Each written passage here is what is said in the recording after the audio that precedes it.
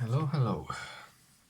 This episode is not about the reassembly, but more about the shutter. So we have shutter adjustment on one part and some shutter quirks that have to be taken into consideration on the other part or on the second part. As for shutter adjustments, I guess there are many ways to adjust the shutter. And my method, for the time being at least, is to, of course, use my shutter tester. It's two lasers shutter tester that will give me shutter speeds for both curtains, curtain travel time for both curtains. It can average up to 10 measurements, I think. And while it can be very helpful, it's also giving results that are a bit hard to understand for me right now. Not the values themselves, but how to interpret them. Okay, so how do I adjust the shutter? First of all, I need a base tension for both curtains, and I usually just give them some couple of turns when I'm putting the shutter curtains back into the crate. Then what I usually do is relieve the tension, so unwind both shafts until the tension is pretty much zero, and then start adding up in small increments. The baseline is 3 turns for the first curtain and 1 turn and 3/4 for the second curtain, but I usually have 3 for the first and 2 for the second. First thing to check with this baseline tension is the way the curtains work for let's say B or 1/30th, but B is more visible. So if I were to set it on B, I need to have a snappy motion for both curtains, like this. So they open and close in a snappy fashion.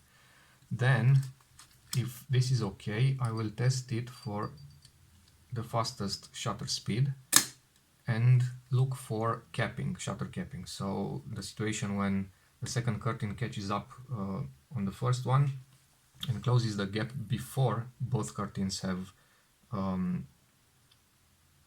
gone all the way through the film gate. If that is the case, I can either increase tension on the first curtain, so because basically it means that the first curtain moves slower than the second, or decrease the tension on the second curtain. One of the reasonings behind this adjustment is the fact that I'm trying to have the lowest amount of tension possible that gives me the correct functioning of the shutter. Because the lowest tension means the lowest strain on the rollers and the curtains. Also means the shutter will operate in a more silent manner. And it's not just that, so it's not just the tension, but also the fact that this one is completely enclosed. It also has the light shield, so that will dampen the sound. But this is 1/30th, and this is 1/30th. No, this is B. This is 1/30th. This one has a much more of a metallic sound, some like metal pieces hitting each other. So the tension is a bit high. I can also feel it in winding the camera. It's a bit harder to turn the knob, but it's the tension that gives me correct shutter speeds for 1/30th, because this is another aspect of the discussion. Can you set all speeds accurately? No, it's not possible. Okay, in this case, and maybe the explanations in the second part will make sense. What speeds should I try to adjust the shutter for? As far as my knowledge and understanding of this shutter goes, I'm inclined to believe that 1/30th of a second is the only shutter speed that can be actually adjusted correctly. Because on one hand, it means that by the time the second curtain starts moving, the first one has already been stopped. So there's no interfering between the two shutter curtains. And this interference is a bit weird. In essence, the two curtains are moving independently because one is glued to this drum, and the drum spins freely around the axis, so the shaft of the first curtain, so the rollers. But when the drum is under tension, because it is under tension, right? It's tensed by its roller. It will be pulled to the left. Being pulled to the left. I don't know if I have something to show. Let's say this is the drum, and no, this is too thick, and this is the shaft. So when the drum is pulled to the left, it will increase, or it will have an increased friction on this side of the shaft. It's not like it's levitating around the shaft.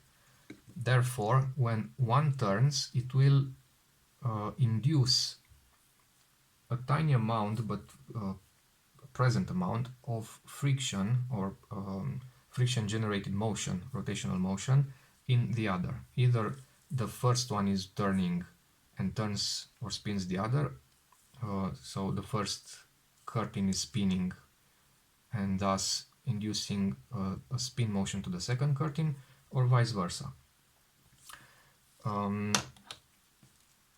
So the only speed that does not imply this interference is 1/30th, or B.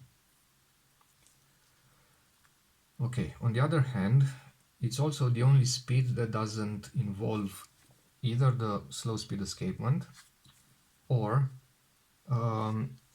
the hard slit that I will talk in the second part, which is a design quirk of this shutter, not only on the Zorki 4, but probably all cameras afterwards, some cameras before this one. All Zeniths, some Feds have this. So it's harder to explain than it is to actually adjust it.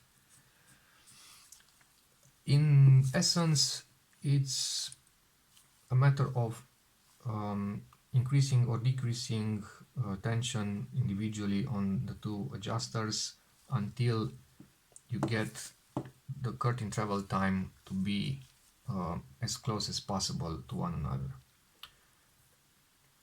And of course, to get the correct timing. I have managed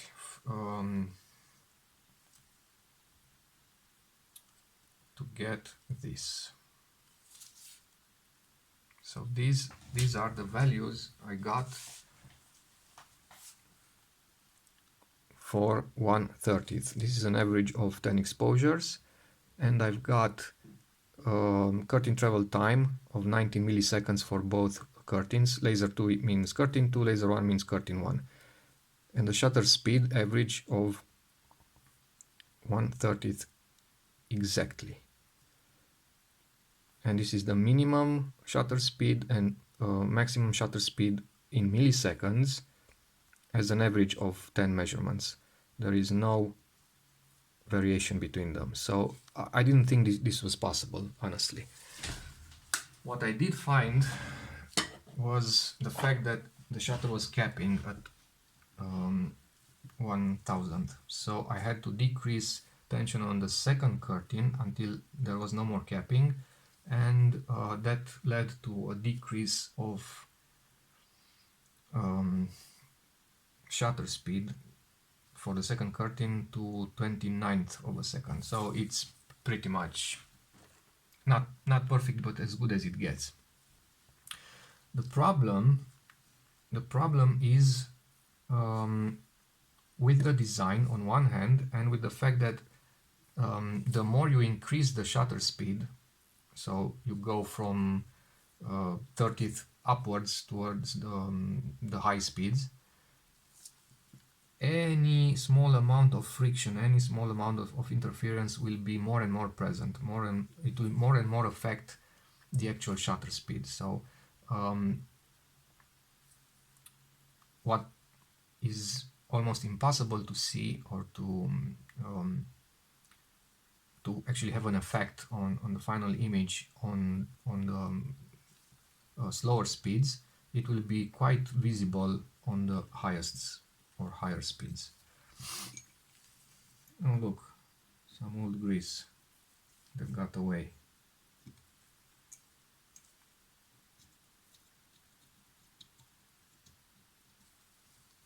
Anyway, yeah, back to the discussion. Okay, what's the deal with the hard slit? Well, if I set the shutter to 1000th and while keeping my finger on the drum I release the shutter, I can catch it midway.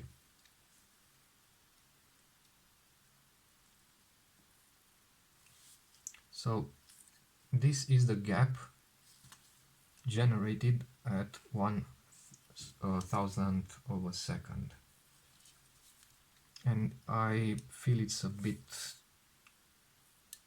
wide, but they are the original curtains, so it is what it is. If I slightly and slowly let go and move towards the other edge of the film gate, notice how the gap widens. So now it gets smaller and now it gets wider. And this is inherent to the design, because on one hand the Soviets decided to have different diameters for the rollers and for the drum. So the drum has a smaller diameter. That means that for the same rotational speed it will unwind less curtain. So as a consequence, the first curtain moves or travels actually faster than the second curtain for the same speed of the center axle. On the other hand, this wouldn't necessarily be a problem if you could adjust the second curtain to move slightly faster than the first, and somehow get this difference in speed even across the shutter speeds range, which is not really possible. They did this in order to avoid friction between the two curtains, because having different diameters means that one is in a different plane than the other, so they can slide one on top of the other instead of being head-on. The problem, or one problem,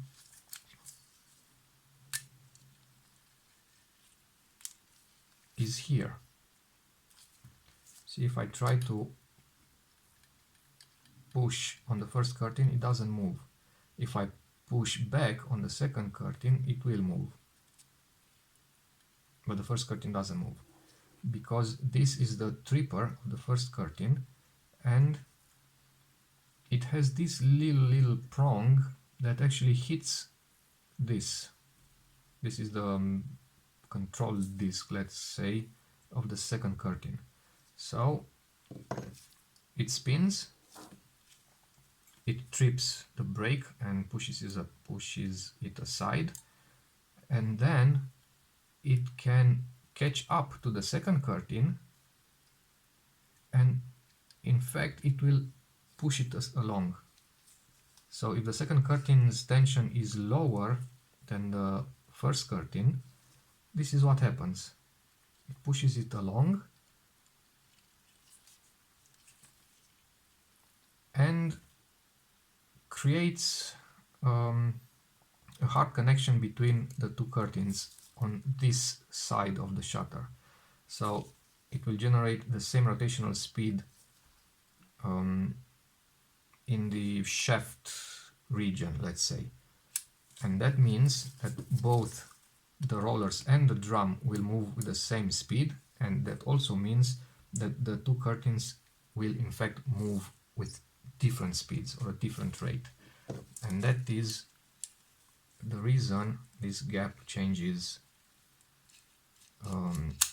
dimension. And if the gap is 1 millimeter here, it will be around 2.5 millimeters here. So that's quite a big change. Okay, but if the two curtains have the same speed, so the second doesn't move slower, that would also mean that the tripper of the first curtain will never catch that little disc of the second. And that is true, but if they both move with the same speed, they move the same speed here, so the effect will be the same.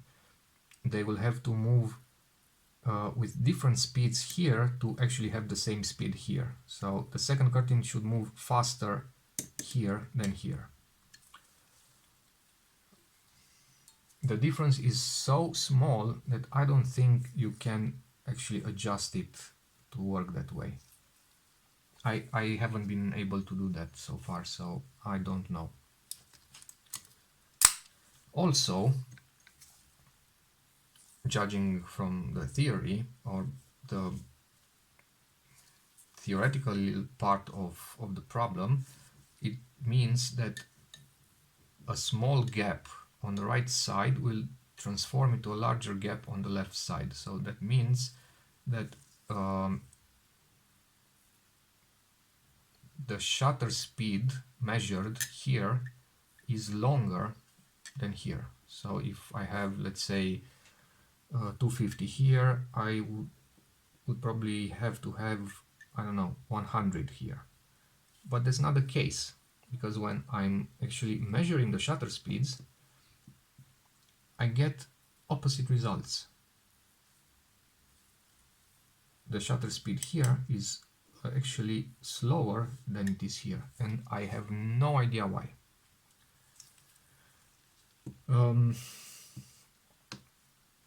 I really have no idea why. And so far nobody's been able to answer this question for me. Maybe I'm not asking the right persons. The good part is that you pretty much won't see these differences in the images, unless, I don't know, you take a photo of a super evenly illuminated thing, a wall or the sky, something like that, which you don't. I'll probably try to I don't know, experiment with different settings, and I'll probably use this one because this one is still a bit out of balance with the curtains, and this one I think I leave alone, and I'll just move forward to the reassembly part, and we'll see how that goes. Also, I have decided to stick with this finish, the distressed look finish, because I think it fits it fits with the theme of the camera, being all rough and like, I don't know, it has seen some battle days. And yeah, the next episode will be hopefully the end of the reassembly. I will also have to adjust the rangefinder, and I'll talk about that in the next episode. Alright, so this is what I understand as of right now about these shutters.